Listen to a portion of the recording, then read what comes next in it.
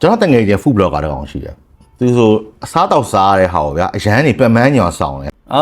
မင်းကငါ့လိုပြောရလားမင်းကြတော့ဘာထူးလဲမင်း movie review လုပ်တာဘာခက်ခဲလဲမင်းသူများတကာတွေကပင်ပန်းခံပြီးတော့ရုပ်ရှင်တွေကိုတစ်ပတ်လားနှစ်ပတ်လား10ရက်လား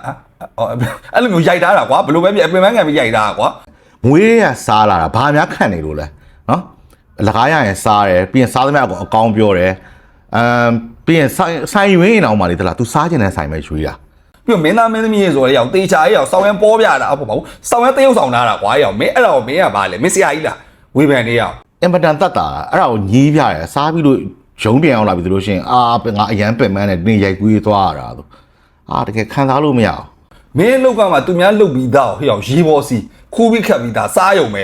နော်ဘာမှလည်းမထိကြဘူးအဲ့ဒါကိုစောက်ကြီးစောက်ကျင်တာမလုပ်တယ်ငါပြောနေတာသဘောပေါက်လားစောက်သုံးမကြောက်မင်းပါဟဲ့ဘာလဲ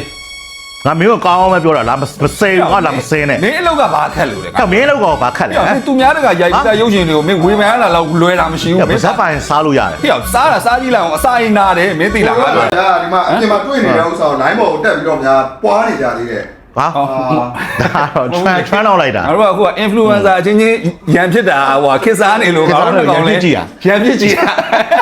ဒါမဟုတ်နော်ဒါတော့အစ speech ကြည့်ကြည့်ဟာစား